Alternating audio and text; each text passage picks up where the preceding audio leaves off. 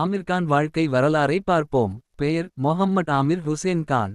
March 14 1965 இல் மும்பையில் பிறந்தார் ஆமிர் கான். நடிகர், தயாரிப்பாளர், இயக்குனர், தொலைக்காட்சி தொகுப்பாளர் ஆனார். ஆமிரின் தந்தை பெயர் தஹீர் ஹுசேன். இவர் ஒரு பட தயாரிப்பாளர் ஆவார். தாயாரின் பெயர் ஜீனத் ஹுசேன். முதல் மனைவி ரீனா தத்தா இவரை 2002 இல் விவாகரத்து செய்தார்.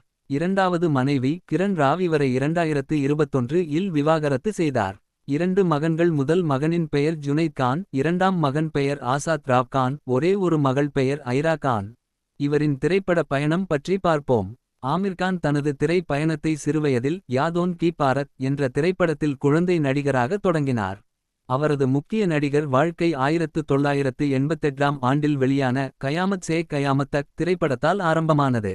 இது மிகப்பெரிய வெற்றி படம் ஆகும். சிறந்த திரைப்படங்கள். கயாமத் சே கயாமத் தக் இது 1988 இல் வெளியானது. ஜோ ஜீதா வோஹி சிகந்தர் இது 1992 இல் வெளியானது. ரங் தே பசந்தி இது 2006 இல் வெளியானது. தாரே ஜமீன் பர் இது 2007 இல் வெளியானது. 3 இடியட்ஸ் இது 2009 இல் வெளியானது. பிகே இது 2014 இல் வெளியானது. தங்கல் இது 2016 இல் வெளியானது. லால் சிங் சட்டா இது 2022 இல் வெளியானது. இவருக்கு அரசு பத்மஸ்ரீ விருதை 2003 இல் வழங்கியது. பத்மபூஷன் விருதை 2010 இல் வழங்கியது. பல ஃபில்ம்ஃபேர் விருதுகள். ஆமிர் கான் சத்யமேவ் ஜெயதே என்ற தொலைக்காட்சி நிகழ்ச்சியின் மூலம் இந்திய சமூக பிரச்சனைகளை எடுத்துக்காட்டி விழிப்புணர்வை ஏற்படுத்தினார்.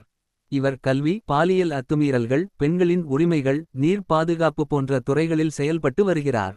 பர்ஃபெக்ஷனிஸ்ட் என்றழைக்கப்படுகிறார். ஒரு வருடத்தில் ஒரு படமே நடிக்கிறார். ஆனால் அதை மிகவும் கவனமாக தேர்வு செய்கிறார். நடிகருக்கும் மேல் இயக்குனராகவும் சமூக சிந்தனையாளராகவும் விளங்குகிறார்.